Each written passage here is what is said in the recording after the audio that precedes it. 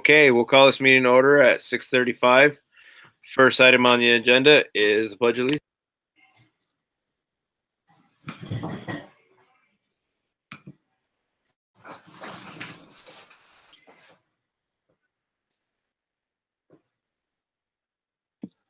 I I pledge allegiance to the flag of the United States of America and to the republic for which it stands, one nation, under God, indivisible, with liberty and justice for all.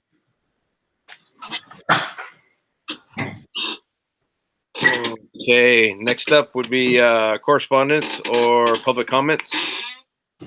I don't see any public. Except for Lisa Hango, who's here. Not except for. Oh, yeah, I do see Lisa. Okay. Lisa, do you have any comments, or are you just observing? Thank you. I'm just observing tonight. Thank you for having me. Okay, awesome. Next up, agenda review. I have no revisions. Julie? No? Not that I can think of. Okay, so moving right along, we're on to consent agenda, and the only minutes we have is for August 18th. So at this time, I'd entertain a motion to accept the minutes of August 18th. Steve's the first. Megan's the second. Any discussion?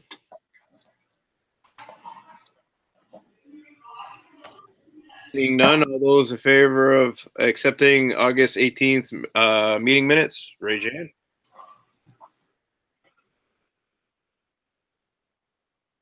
Motion carries 9-0. Okay, now we're on to presentations. First one is social emotional learning.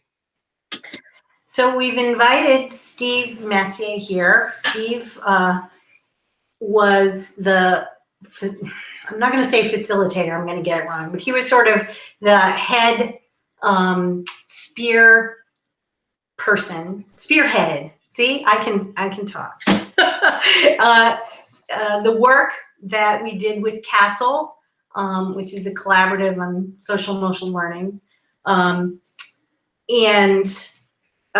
he did a presentation for faculty. He's done it for our admin team, and we're pretty excited. I hope you all have had a chance to see the copy of the published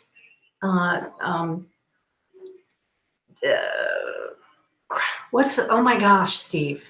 But then you've all had a chance to have them in your hands so you can take a look at them. I'll stop talking, clearly. Steve is going to do an overview. And Steve, do you want me to put up the presentation?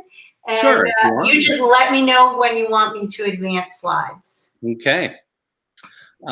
So yeah, thanks for having me tonight, everybody. It's actually nice to be here and chat with you for something other than an expulsion hearing, which is normally the only time that I get a chance to chat with everyone.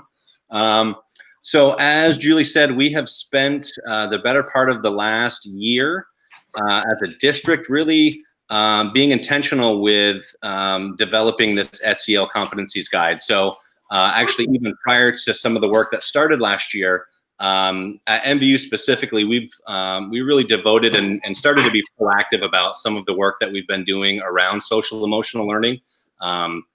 We spent actually an entire school year breaking up and spending some afternoon faculty meeting times focusing on some of our adult social emotional competencies and growth and development. So as Kosha and I started to have some conversations about this time last school year, it really began to crystallize in our minds the need to really develop some type of comprehensive document that speaks to the different skills and attributes and competencies that we think all students and really all adults even within our school buildings need to possess in order to be successful in a variety of different ways. So we were able to create a district level team. We've got participation across all of our schools, our ECP program, special educators and classroom teachers and administrators, and really created a comprehensive group of folks who have areas of expertise and a whole bunch of different skill sets And then we partnered with a consultant from Castle so that we could really build this guide and go over not just, I guess, ultimately the competencies that we think and the skills that we think every student and every adult should have. But what I think makes our document unique is that we also paired all of these things with teaching strategies. So as we go through, and I guess you can probably start going through some of that, Julie.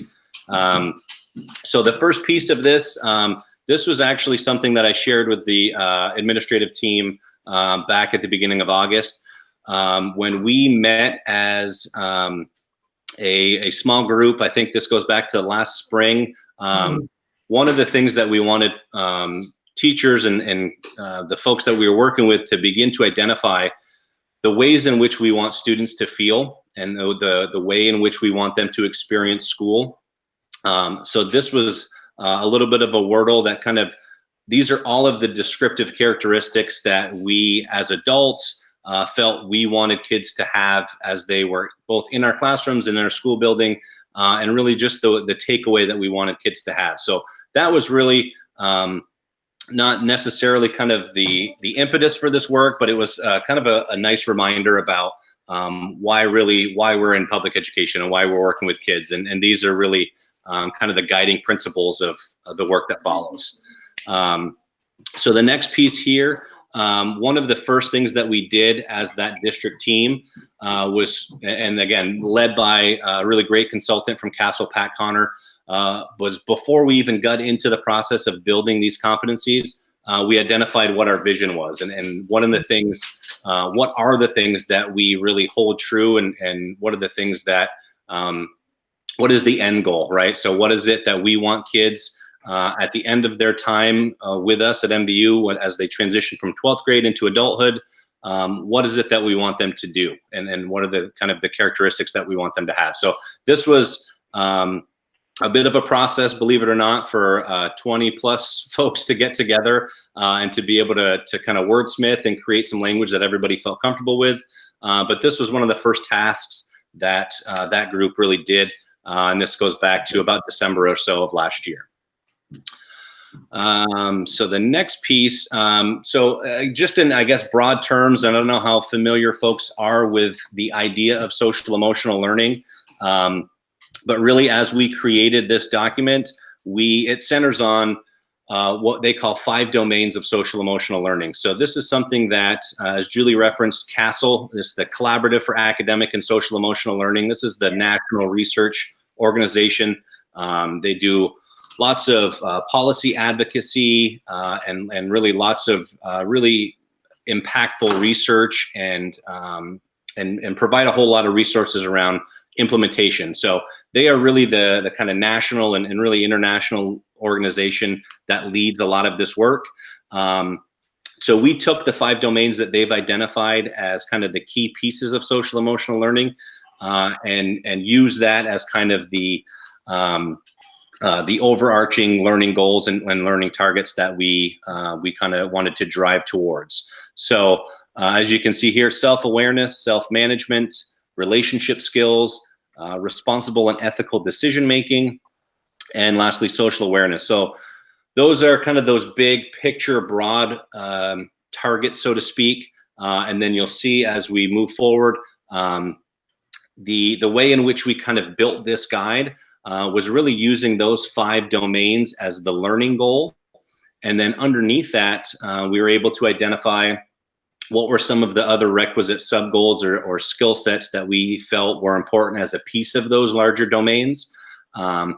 And so that process, again, that was pretty time-consuming and ultimately really productive, but really trying to identify, and we looked at lots of other state examples from across the country, and really try to identify what were those specific sub-goals that we felt were most important to learners. And again, this cuts across all age levels. But so that larger learning goal, that larger domain of learning, so that then the sub-goals kind of fall within that domain, and then within each individual sub-goal, and you've seen if you looked at the guide, we've outlined a handful, somewhere between 3 to 5 or so, what we call benchmark skills that we think are again, really kind of those requisite pieces of characteristics or skills or traits that we think our students really need to possess. So that's kind of the general format. The next piece that we talked about and really felt the need to do is to create this in a developmentally appropriate way. So this is all great, and we could really have just, as many states and schools do, they just kind of identify those domains and then the sub goals and maybe even the benchmark skills, but there's no really developmentally appropriate breakdown of what those skills look like across age levels. So again, we looked at a lot of different examples. Ultimately, we created the age bands that you see here for a couple different reasons. One, because we felt developmentally those groups paired well with each other, and ultimately the skill sets of the typically adjusted child kind of falls within those ranges. But certainly we made it personal for us and started to pair some of those groups together in how our schools are structured. So you'll see in other state examples, there's an age band. Many of them will go 5th, 6th, and 7th grade, and then scaffold up from there. We felt it was important to maybe to ultimately to group our grades 7, 8, and 9 together, and then to group 10, 11, 12 together. So again, that process of creating those age bands and identifying what was developmentally appropriate for each one of those domains was time consuming, but a really valuable piece of the process as we started to kind of build this guide in a little bit more thorough way. So I don't want to spend a ton of time on this because I just hate reading slides, and anything that you can see here is I'm not going to share any new information, but each one of these domains is unique.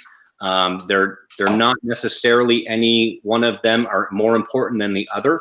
The research is really clear that all of these domains are very interrelated and connected in different ways.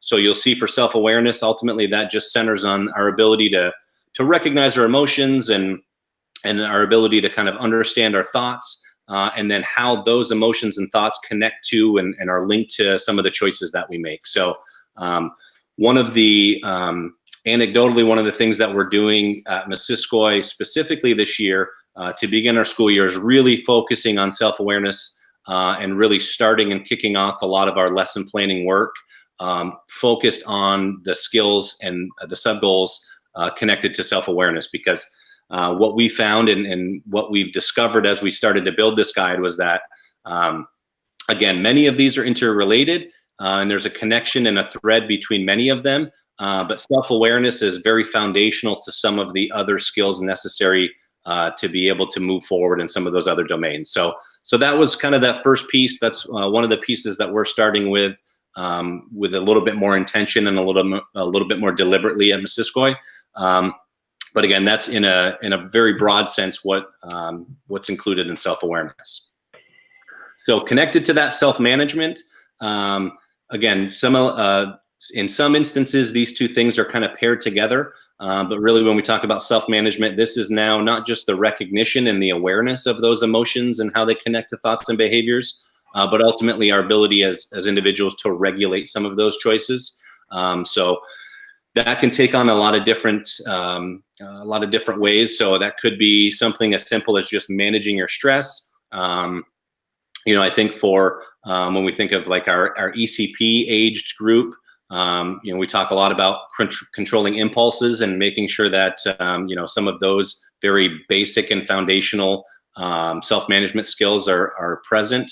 But this can take on really in-depth ways as we talk about achieving personal and academic goals. And so as you look toward in that document some of the adult age bands, that's when we really start looking at some of these self-management strategies and skills as it relates to our ability to function as productive members of society, no matter really what our field or our experience or education centers on. It's really focusing on how are we managing our own choices in a way that's productive and respectful of others, etc.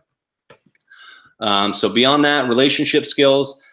This is probably the one piece of social emotional learning that I think most people have the best understanding of as it relates to our ability to kind of connect with other people, to build and maintain healthy and positive relationships, and really our ability to communicate clearly. So we see a lot of this really across all age groups. And when we start having some of those foundational conversations with folks who maybe don't have an understanding of what SEL is, this is probably the one domain that they tend to key in on, because again, there's a common thread here as it relates to just our general social interactions and our ability to kind of manage relationships and interact with each other in a healthy way. So there's a lot of different entry points here. There's a lot of different ways that we can address this.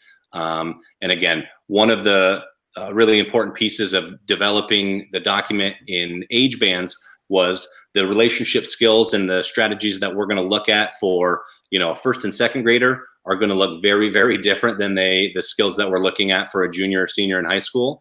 But you'll see that as you go through the document, if you have a chance to take a peek at it, and kind of the different entry points for some of those things. Social awareness, again, this is one of the ones that specific to our middle and high school population, we're going to be keying in on a little earlier in the year. This is really our ability to empathize with other people, to be able to take other people's perspectives.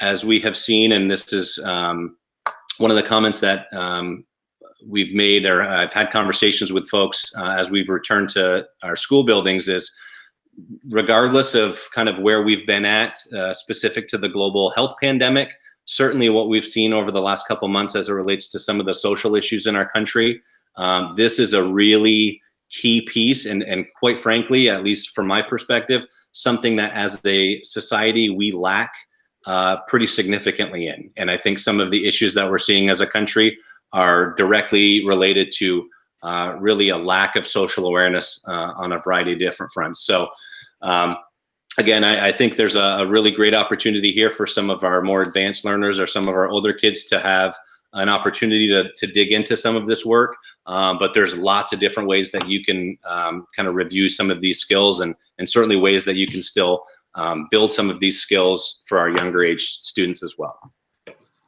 And then lastly, responsible and ethical decision making. This is actually one from CASEL's point of view. They just labeled this as responsible decision making. As we started to get into the literature and some of the research, we really felt it was important to add that ethical piece, just to make sure that when we're talking about making constructive and respectful choices, we're not just talking about what's best for us, but really looking at it in more broad terms around, how are the decisions that we're making, how are they morally or ethically responsible, and how do they connect with not just ourselves or our immediate people that we care about, but really how do they affect the larger and broader society. So again, lots of different threads here and lots of different entry points for what that learning can look like. So in a very broad sense, those are the big 5 takeaways, or the big 5 themes of SEL that we're going to be working on. One of the things that our consultant was really great in our conversations and our work with her is outlining and identifying some of the different ingredients that we need to really make sure we focus on if we want this work to take hold and if we want it to really grow roots. And so that, again, that goes back to that shared vision that we started the whole process with.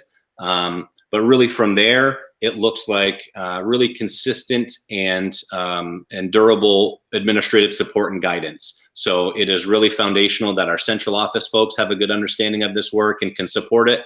And it's really important that our individual building administrative teams have that same level of support and guidance, so that they can really model this work and what it looks like for the teachers and support staff in our buildings. And then beyond that, making sure that we're not just doing what we would call standalone social emotional learning activities or lessons, but that we're really focusing on the ways in which we can embed some of these practices in existing content. One of the resources that CASEL has that we've shared with our staff over the last couple weeks is what they call the 3 signature practices of SEL. And I won't go into great detail about that tonight, but there's a lot of different ways that we as educators can take some of the themes and traits and skills that we want students to attain through SEL and really just blend it and fold it into existing content practices and structures. So that's a really big piece of that district-wide adoption. And then lastly, what I touched upon really early on was that adult SEL and making sure that everybody in our building is practicing these types of things, and that it's not something that we just view as like our counseling or our guidance staff is doing. It's not something that just classroom teachers are doing, but it's something that every adult in our building is focused on, and that at the same time we're continuing to develop our own skills because we can recognize that SEL isn't really a destination to achieve or to arrive at, but it's really the process of attaining those skills, and it never really truly ends. So connected to that, making sure that we're mindful of the ways in which we can care for each other as colleagues, and then ultimately care for ourselves. The kind of cliched analogy, I think, at this point is making sure that, similar to when you're on a plane, you put your own oxygen mask on first before you can help others. The goal here really is to make sure that we're attending to the skills and the supports necessary to kind of further our own adult growth, so that we're best positioned to be able to really move this learning forward with our students as well. So those are kind of the big pieces of the district-wide adoption that we need to look at. So what have we done so far, really briefly, over the last couple weeks, as we began our in-service? Pat and another few consultants from Castle kicked off our district keynote. They did some breakout works with our elementary and middle and high school folks that took a little bit of a deeper dive into that work as well. Every staff member in our buildings now and across the entire district has a hard copy of that MVSD SEL guide. And we've got now a public-facing document on our website as well, on the district website, that's available for folks to look at, which ultimately I think is really important, because as we said before, this isn't just outlining the skills that we want students to have, but really making sure that we're pairing those things with teaching strategies, so that this document can be a resource for some of our teachers in the classroom as well. And then connected to that, lastly, making sure that we're focusing on providing planning time for all of our teachers. So one of the things we've been really intentional over the last couple weeks and focusing on is making sure that our grade level teams and then our content area teams have an opportunity to be able to work on ways in which they can deliver some of this learning in a way that makes sense, but ultimately in a way that's that has a certain level of coherence amongst grade levels and amongst content areas. So we've been intentional over the last couple weeks in providing some of that planning time for teachers to do this work as well. And I think, lastly, yeah. So one of the big takeaways, and this goes back to some of our work at the Best Institute last spring, as we kind of put a ribbon on last school year. Joelle Van Lent, who some of you might know, maybe perhaps one of you might know very well in this group, has given us some really great feedback specific to Best, but this is a lot of the information that we've gleaned from Joelle over the last couple months, is really making sure that as we come out of this pandemic, as we come out of a building closure, even though we know learning has continued to happen in the springtime, we know that our students and our families are dealing with all sorts of trauma and loss and anxiety and grief.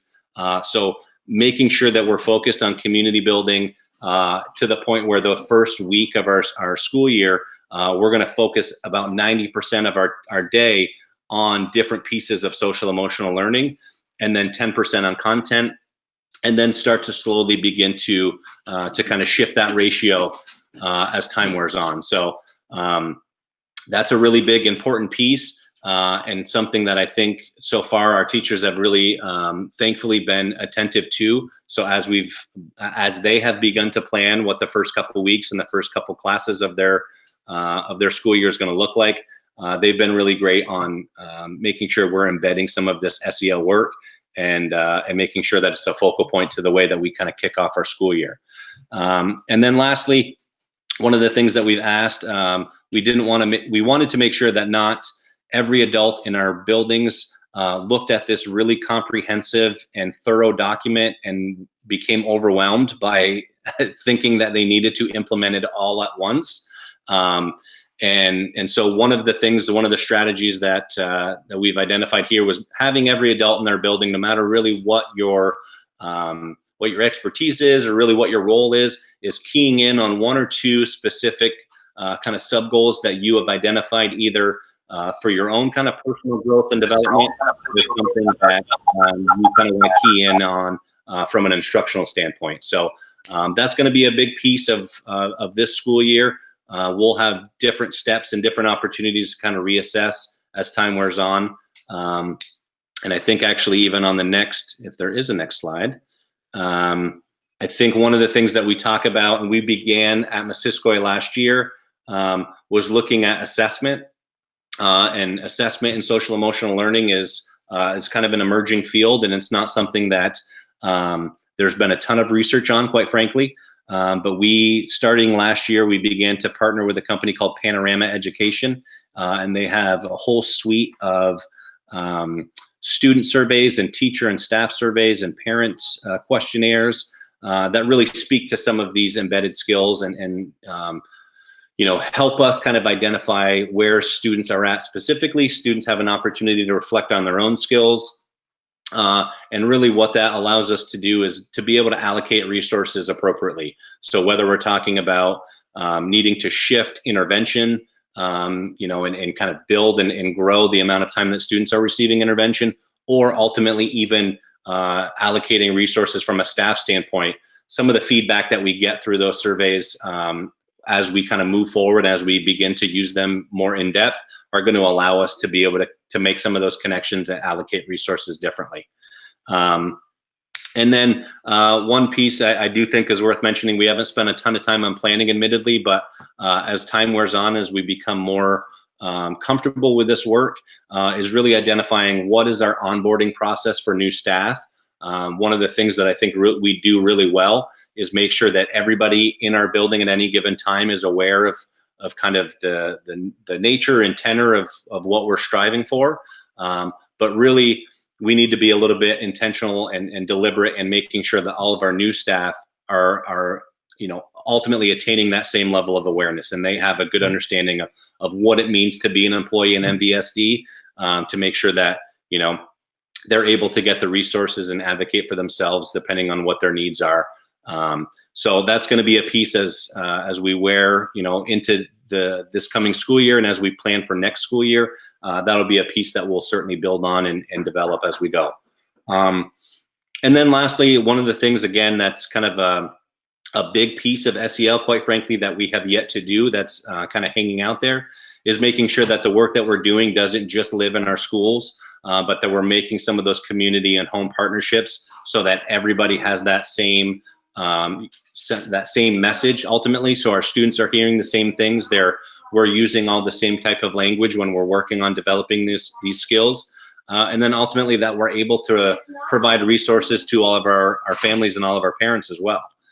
So there's a lot of different ways to do that. Again, that's kind of the big piece that we have, that kind of big next step that we need to begin to plan.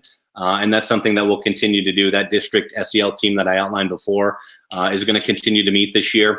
They're going to begin the work, or continue the work, I should say, of that onboarding process, and then starting to create some of those home and school connections. And then ultimately continue to build on the teaching strategies that are included in that document, so that we can continue to just revise and adapt and get better at that process as we wear on. So that was a whole lot of information in a very short amount of time. I am happy to answer any questions about any of that, whether it is here now while you guys are meeting, or certainly feel free to reach out at any time, via phone or email or really any other way.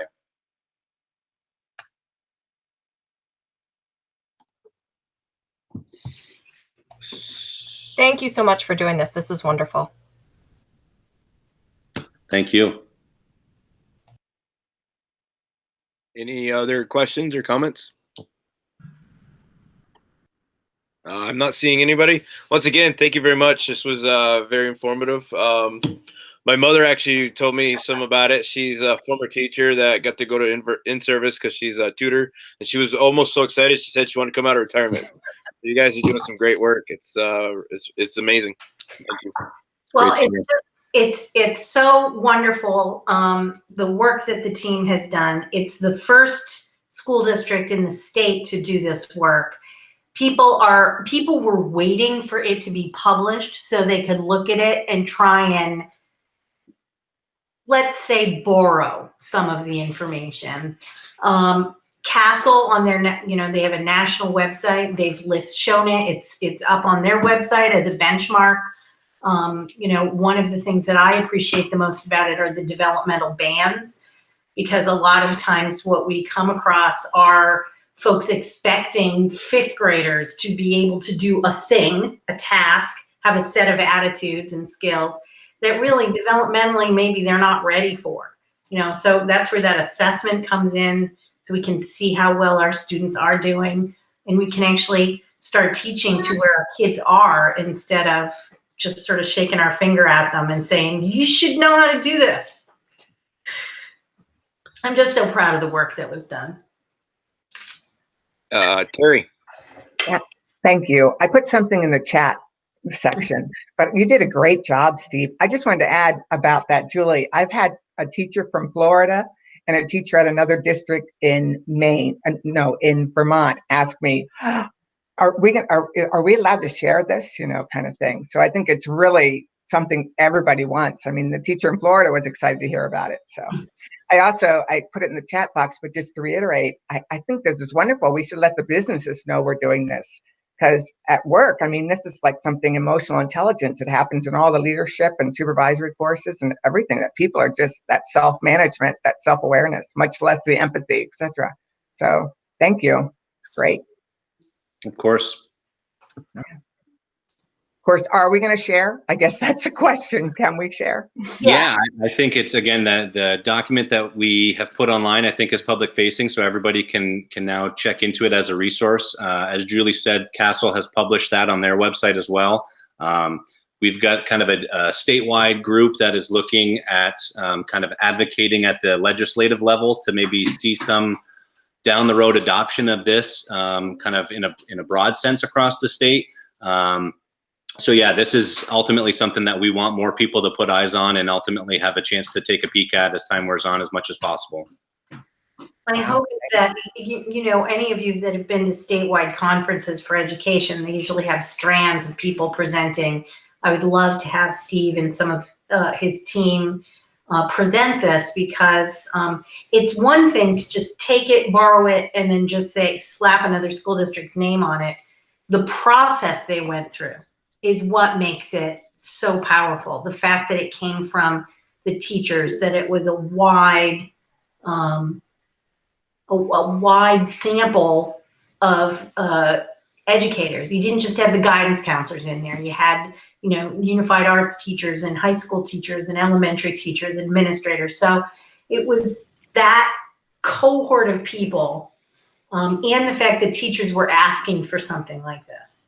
So you put all that together, and our district was ready for it. So the process that they all went through, that Steve and Pat and Kosha and others led, that's a big part of what makes it powerful. Peter. Steve, that was a great presentation. I was just wondering, the lower grades, like the kindergarten and preschool and stuff, a lot of the learning there is social already. I'm wondering how this COVID and everything, that all the requirements around that, is that going to hamper the ability to, for those social learnings? Yeah, I mean, short answer is probably yes. I think there's going to be a need to be creative. Knowing the folks that we have in those age groups across the district, I have every reason to believe that they've got the ability to kind of tailor things in kind of a COVID world, so to speak. One of the things that we've started to dig into over the last couple months is really looking at what are the online or hybrid strategies that we can use as it relates to SEL, and what are the connections that we can help families make, again, making that home community connection, so that if we're presenting lessons on an in-person day, what's the way that we can then back up and support that on that student's remote day? So there's a lot of different strategies out there. We, again, the early ed folks, Wendy's team and all of the folks that are teaching those grade levels, they have been already spending a ton of time prepping and planning. The reality is, as it relates to some of those face-to-face interactions that that play into some of these skills. Yeah, it's going to look differently, I think, in a COVID school year than it would be in any other school year. But again, I think we've got a pretty talented and creative bunch, and I think they'll be able to adapt that in a way that makes sense for kids.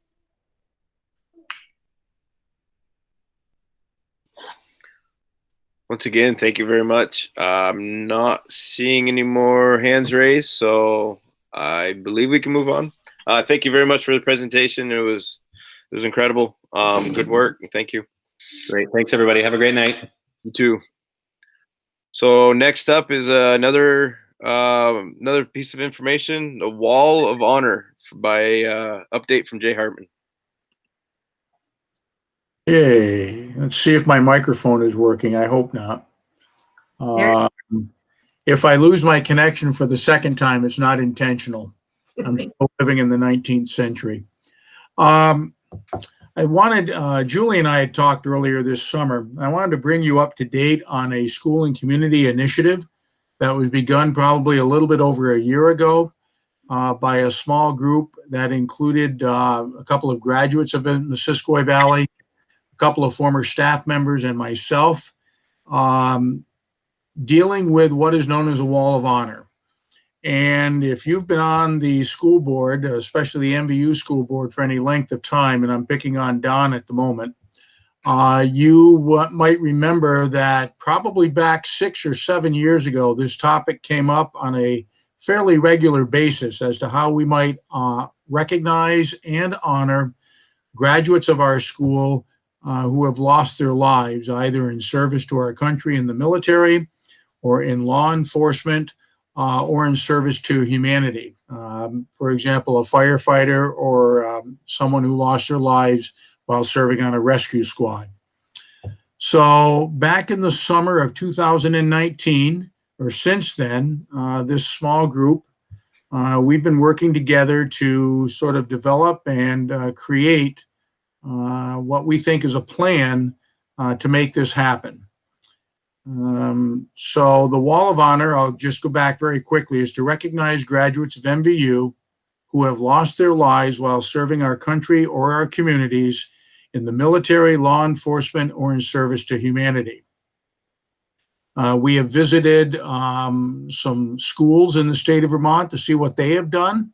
And probably the most striking example actually was a little different than what we had anticipated. It was down at Spalding High School in Barrie, which of course would be no surprise being the granite city that they are. They actually honor all of their graduates who have served in the military, dating back to the Spanish-American War of the late 1800s.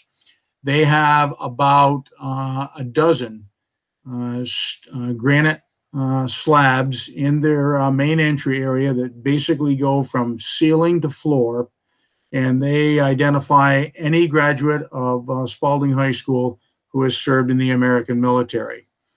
Our project, our goal was a little bit different than that. Our goal is in the front lobby of the high school to have a stainless steel frame with granite pavers that could be engraved with the name of the individual that is being honored, their date of birth and death, the year that they graduated from MVU, and their area of service at the time of passing. This initially began, and this is why I'm picking on Don, following the untimely loss of Anthony Chucky Rosa back in 2010. Anthony was a 2008 graduate of Missisquoi Valley who went into the U.S. Marine Corps, and unfortunately, just a couple of short years later, lost his life over in Afghanistan.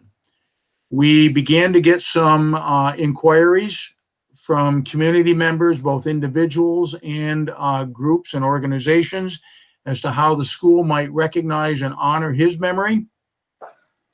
Doing some research, we actually found out that he is, to the best of our knowledge, the second graduate of Missisquoi Valley to lose their life in service to the country.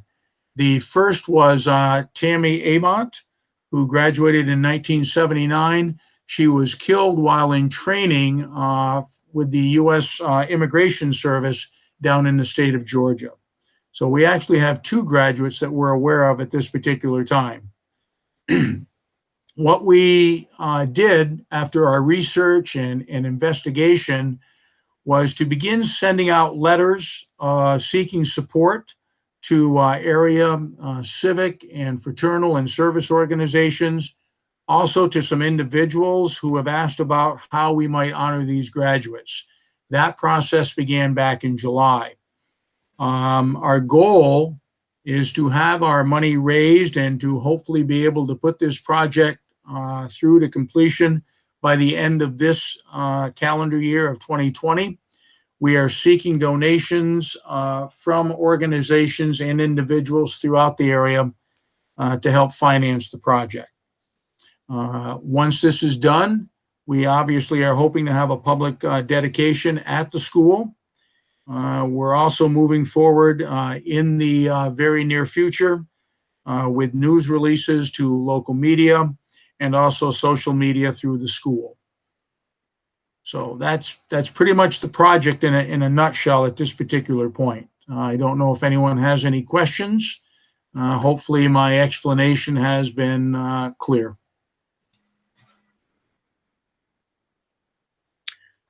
Terry.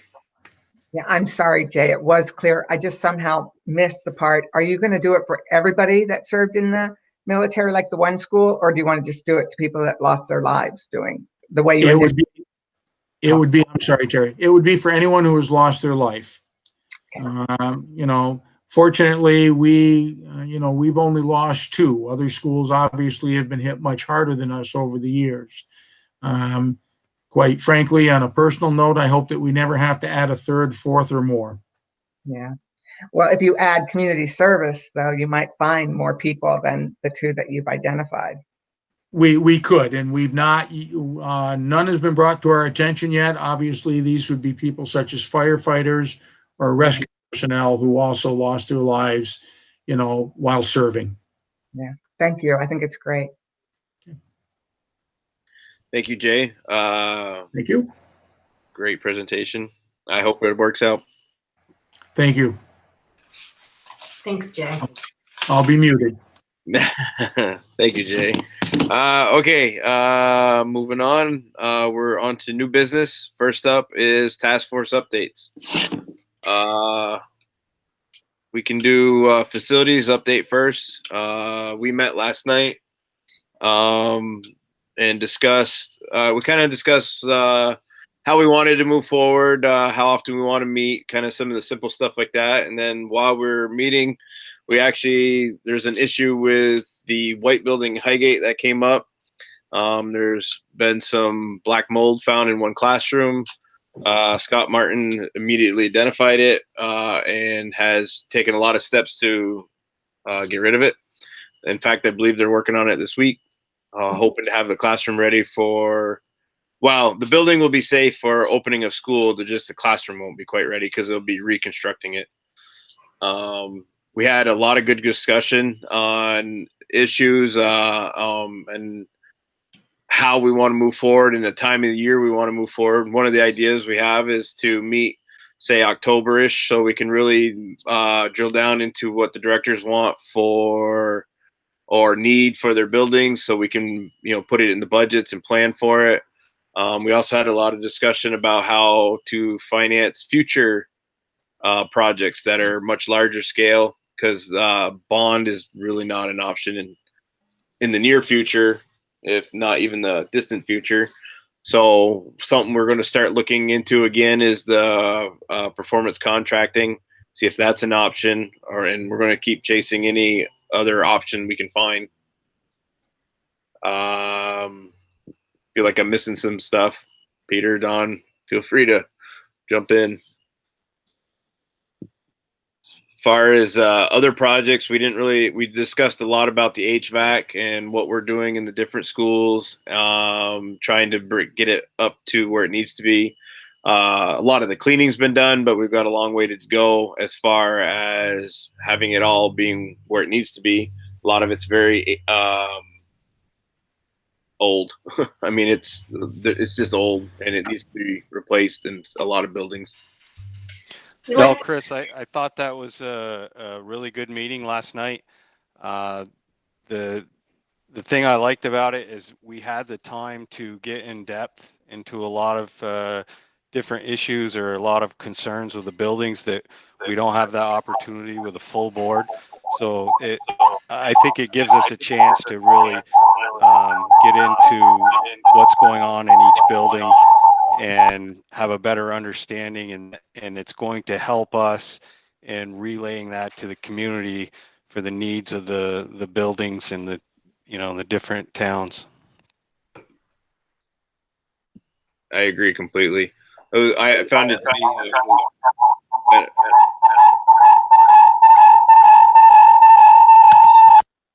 Don, I'm gonna remove, you're in here twice. I'm gonna remove one of them so that you shouldn't have that feedback.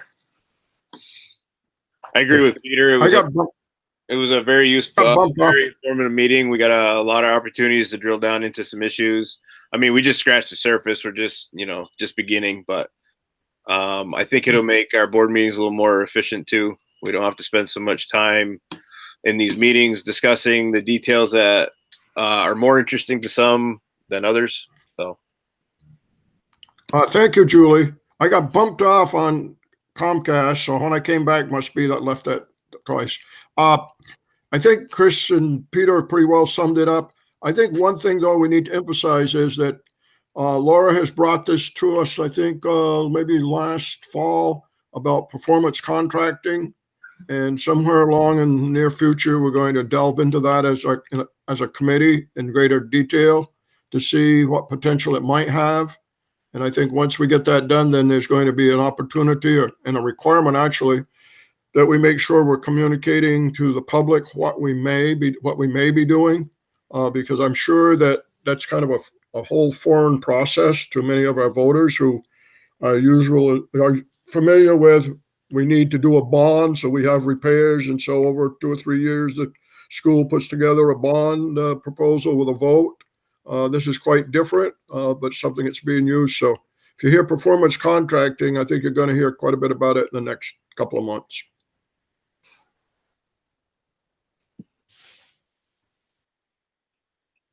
okay. So I unless there's any questions, I believe we can move on to our board goals and superintendent goals committee.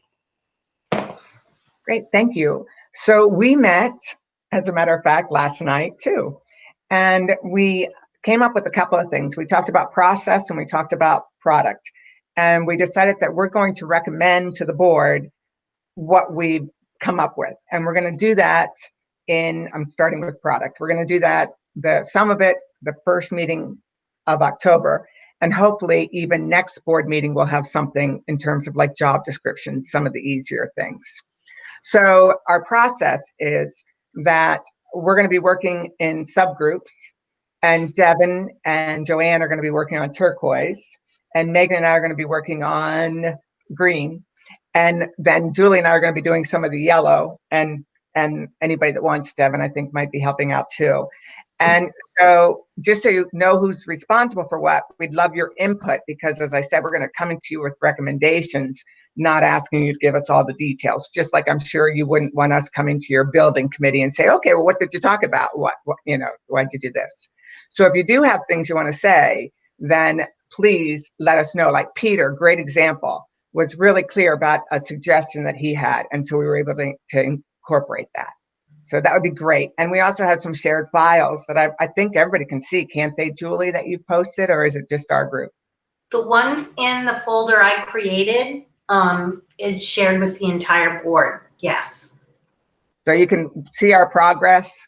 You can see some of the things we're doing. And so that would be the time to jump in if you have some things you would like to change or contribute. Okay. I think that's it. Unless anybody else has anything they want to add, Devin, Julie. Joanne, Megan. I think that covers it well. Thanks, Terry. Thank you. Thank you, Terry. Thank you, everyone. Okay, unless there's any questions or comments for the task force updates, we can move on to the next one. Seeing none, we have a side letter for VLC. And here it is. Let me share it with you all. It is in the drive. As you know, we have, come on, Julie.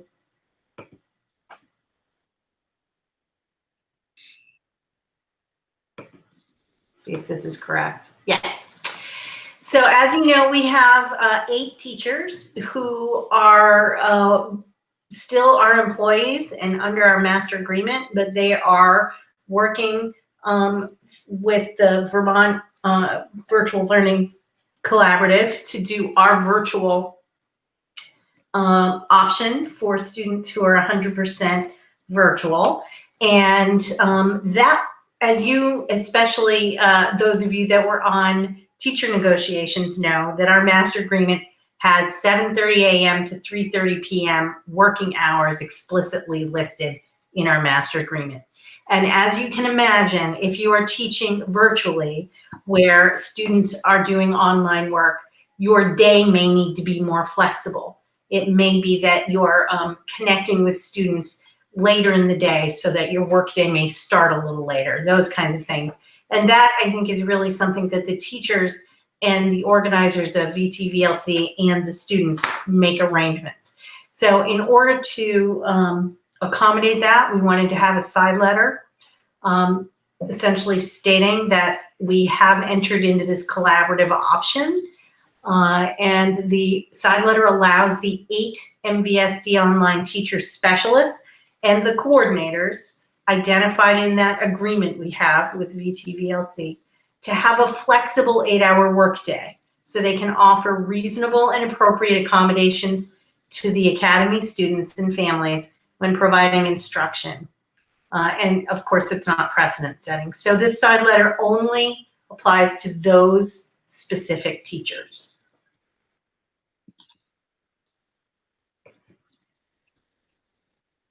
Okay, so at this time, I would entertain a motion to accept the side letter for the VTVLC. Devin's a first. Megan is a second. Any discussion? Julie, Yes, John. I don't know if is it in our shared drive, which one of our teachers, which ones are participating in that option? No, it is not. I can certainly get that information to you if you like. I'm just be interested as a school board member, should a citizen wonder why a certain teacher wasn't teaching there this year, maybe their kids had before. But that's up to you. We can put together a list of the teachers that are going to be those virtual teachers and the coordinators. The coordinators are not teaching, they're calling families and making sure that the kids are engaged. Thank you. Any other questions? Hearing none. All those in favor of accepting the side letter, raise your hand.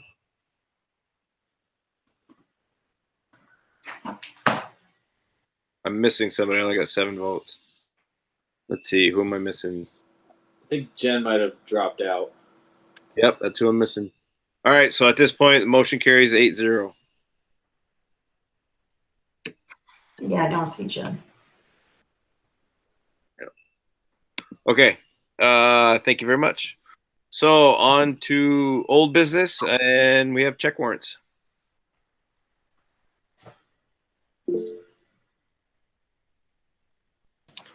I have those check warrants when you're ready. Go for it. Okay. Thank you, Laura.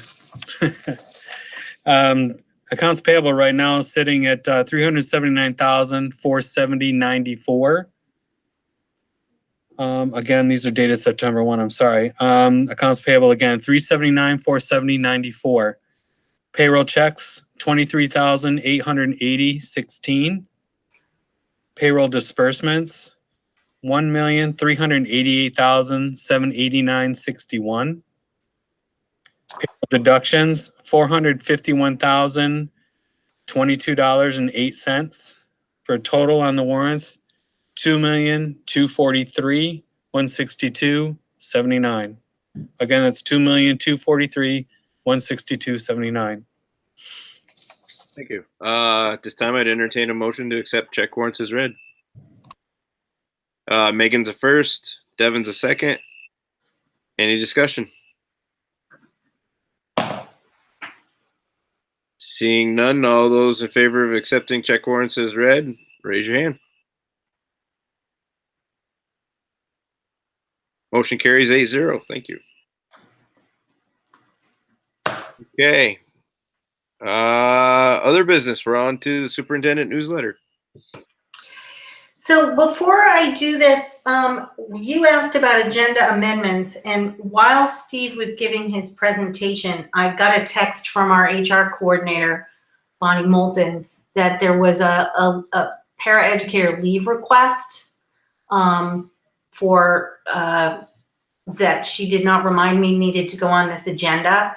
I did put it in the folder. I don't know how people feel about taking action on that item or adding it to the agenda.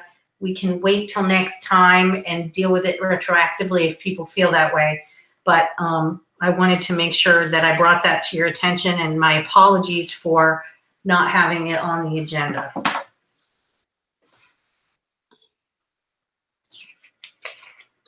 I guess what's everybody else's feeling on that? I think if it can wait, then we should.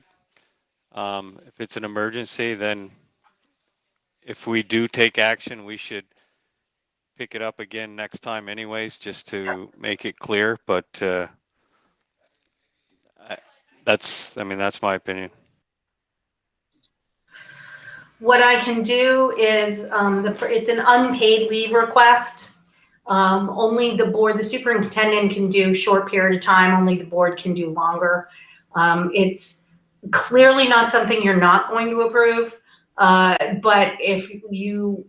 what we can do is bring it up next time, have it on the agenda, but in the interim, I will assure the person that they're fine, and they will not be penalized in any way.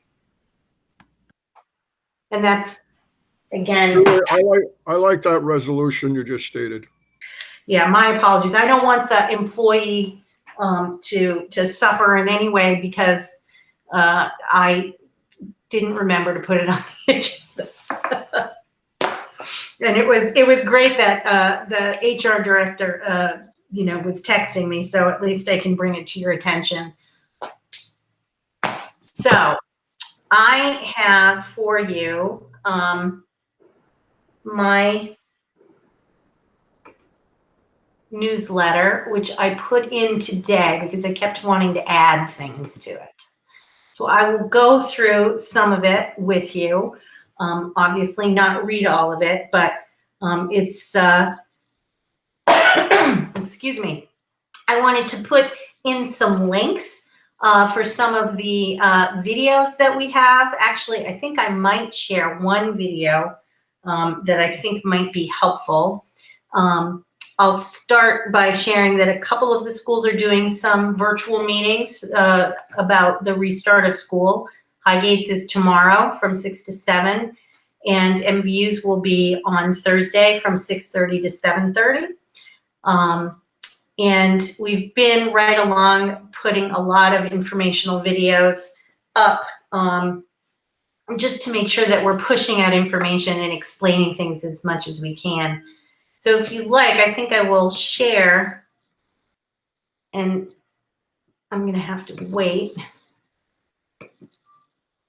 because I have to stop presenting one and start presenting another one.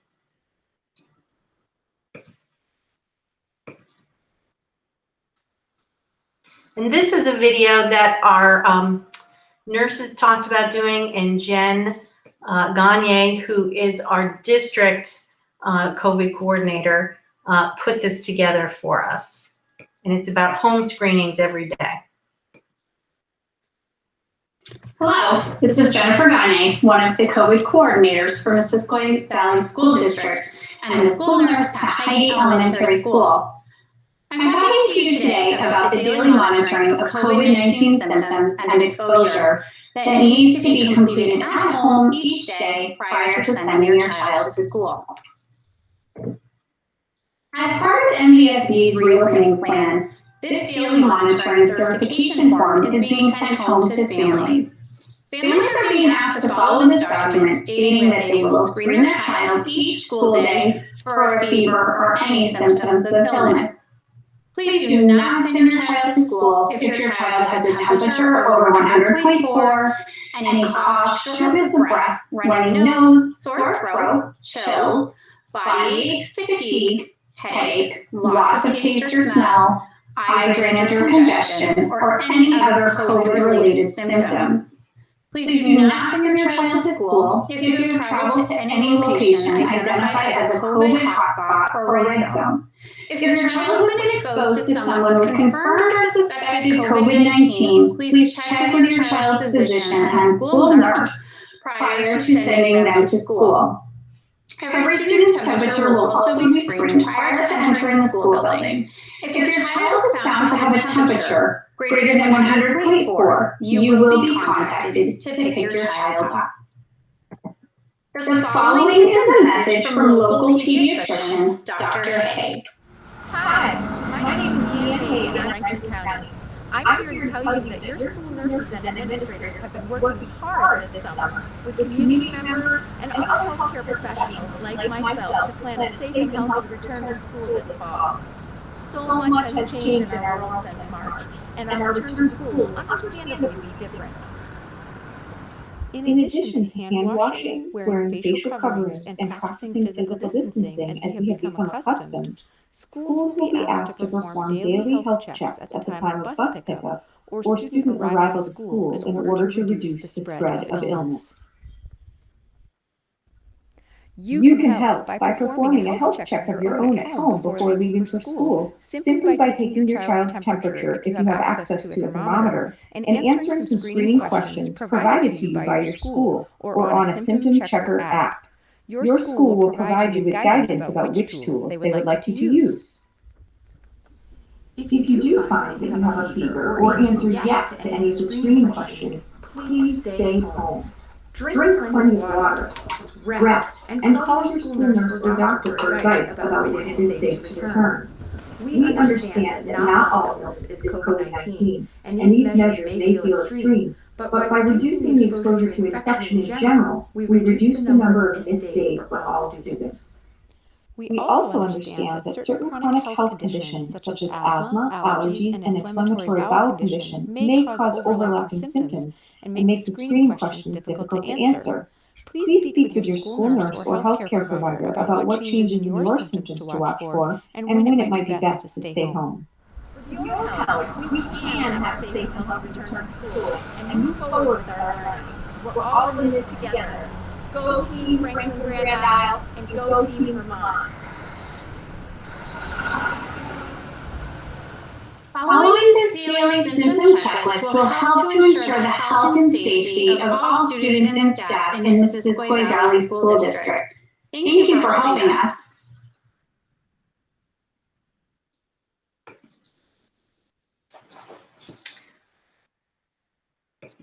So we took one of the parts of the video from the longer video that the superintendents put together, and I thought that was really helpful of the nurses to just focus in on one area, such as the screening of students coming into school. So that obviously is posted on our websites and out on Facebook as well.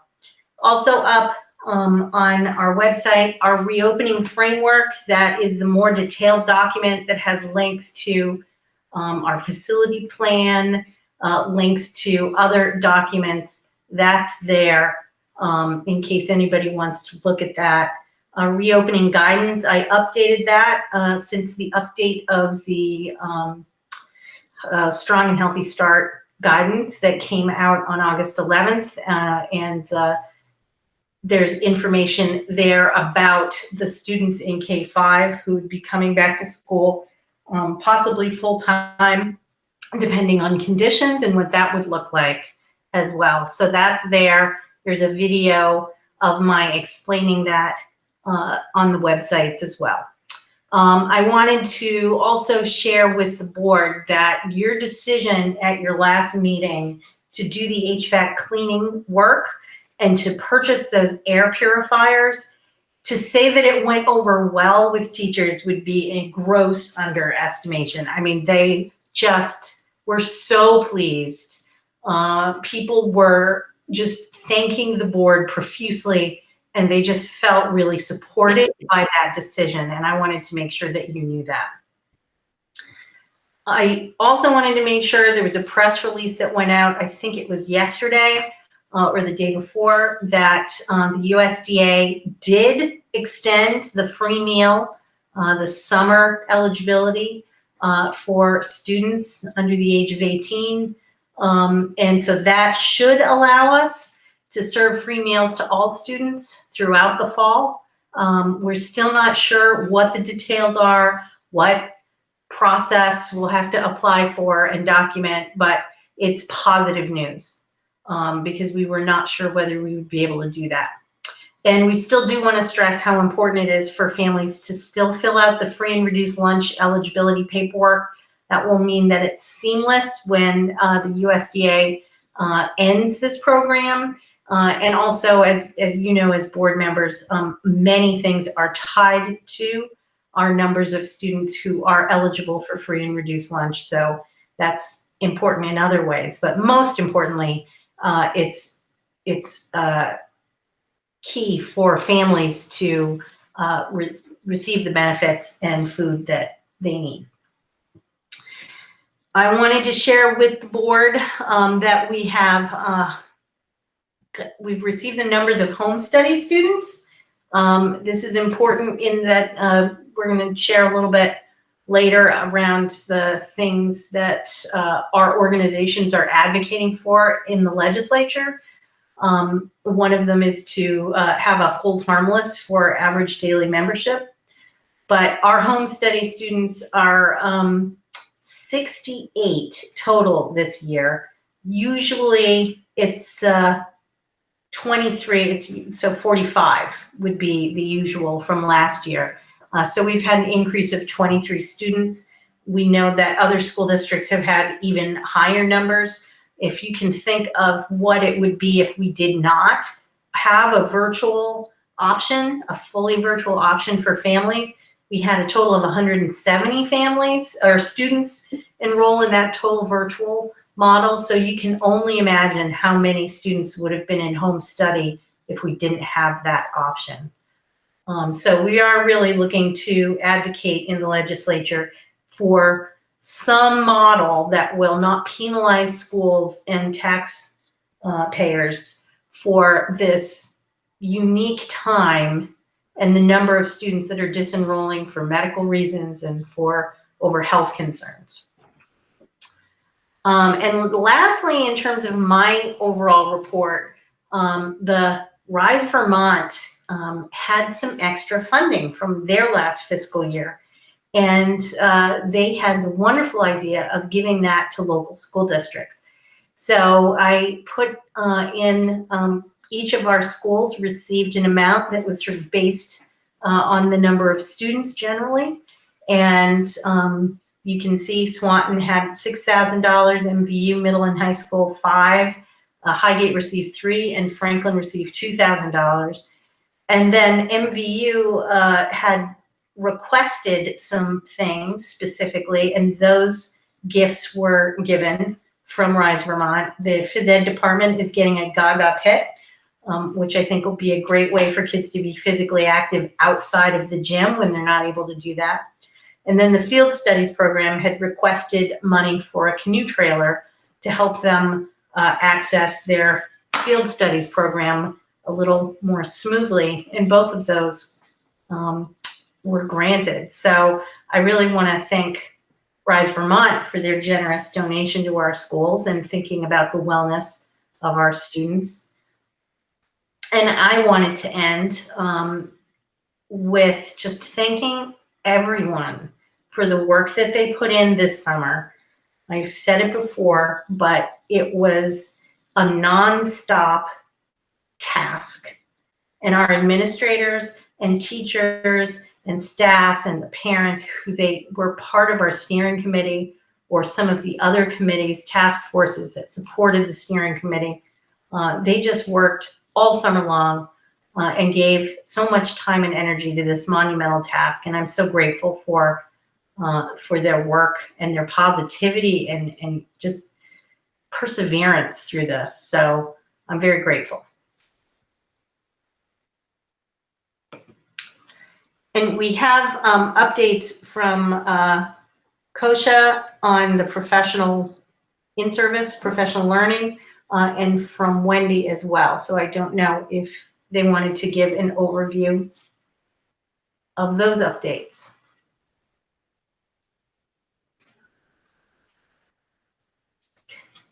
Or if they're here still. Wendy's here. Yeah, I'm here too. Okay. You go first, Kosha. Okay, good.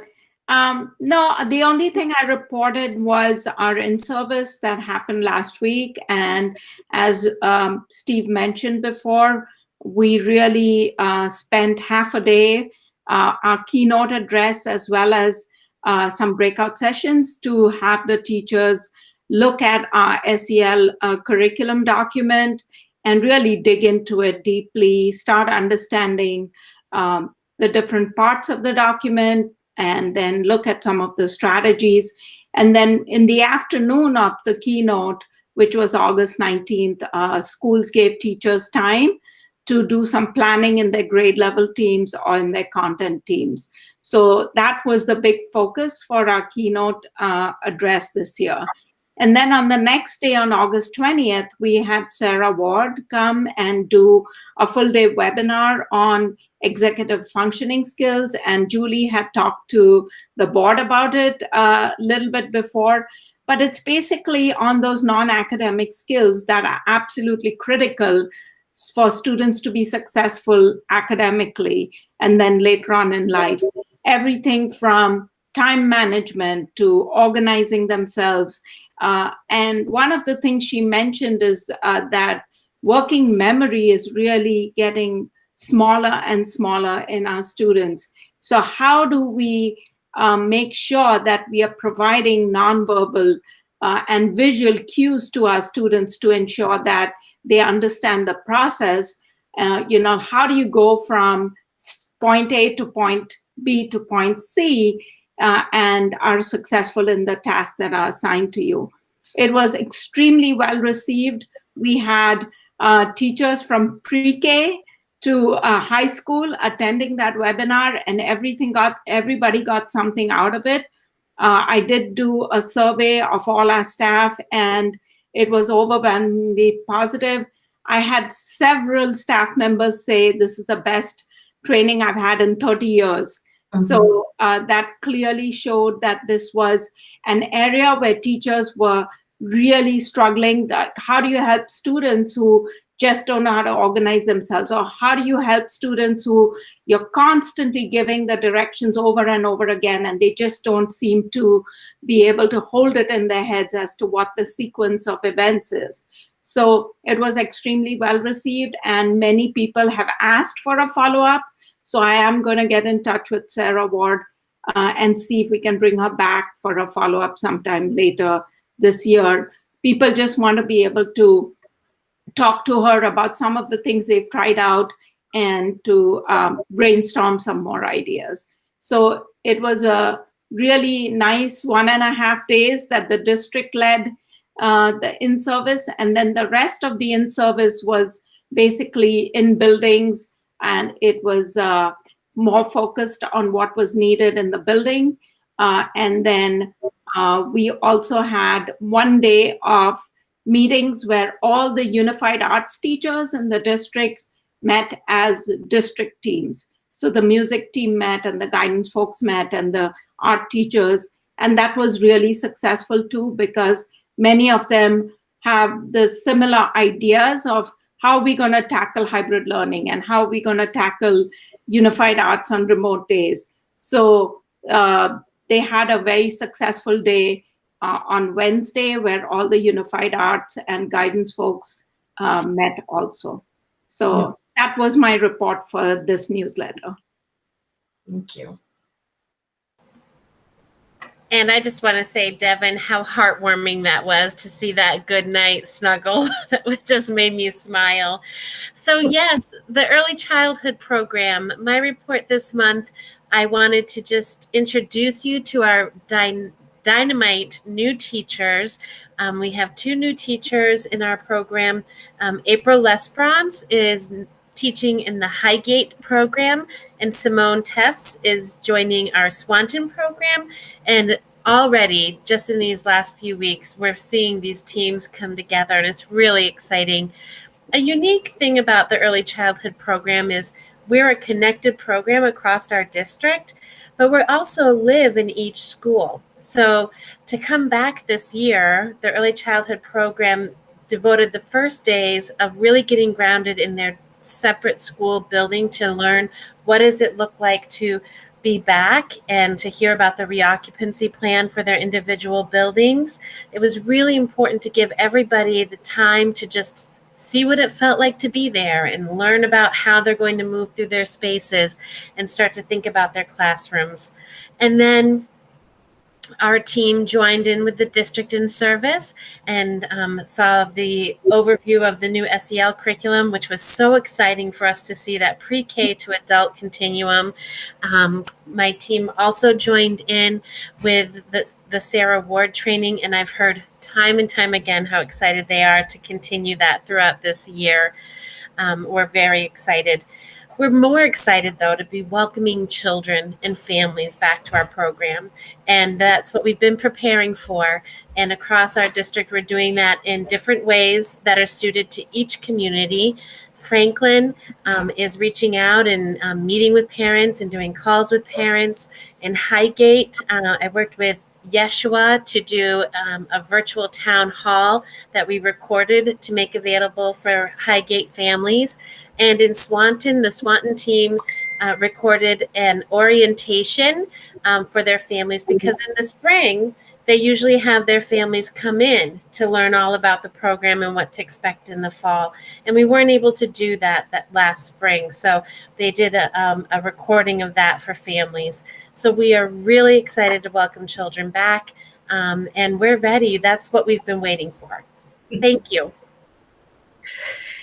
And finally, I just wanted to call attention to the fact that legislative updates came out today for the mid-session that will last about a month.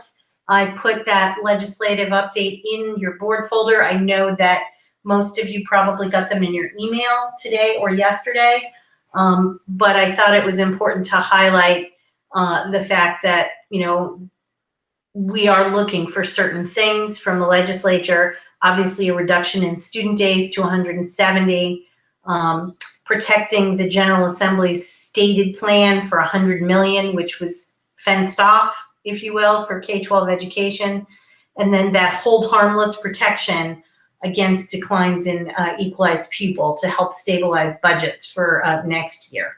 And then I put some more information in there, but I wanted to make sure that was highlighted. And this new template that I change the template every year for these newsletters. This new template has, sorry, I'm scrolling, I apologize for that. On the bottom, it has a little link so that it goes directly to our school district website. So if ever you want to look for more information, you can just go right there. So that is it.